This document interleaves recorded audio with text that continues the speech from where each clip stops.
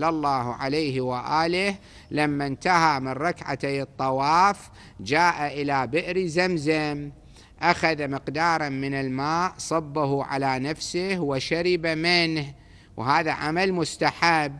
عقب ما الإنسان يخلص سنة بعد، لقد كان لكم في رسول الله أسوة حسنة.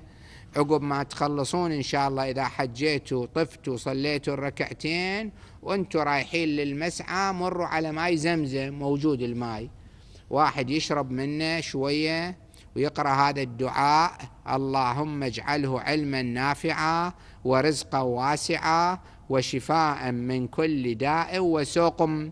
وقد ورد أن ماء زمزم لما شرب له. لما شرب له يعني شنو؟ هل التعبير فسر بأنه ينوي الإنسان ما يريد ويشرب هذا الماء اللي يريده، ينوي بقلبه، يريد الله عز وجل يجعله من الأخيار الصالحين، ينوي ويشرب. مريض يريد الله عز وجل يعافيه، ينوي العافية ويشرب. يريد بيت، ينوي البيت ويشرب، إلى آخره أمور الدنيا والآخرة.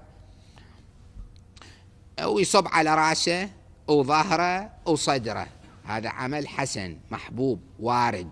هالقلاص هذا يشرب منه وشوي على رأسه وظهره وصدره، يروح إلى السعي.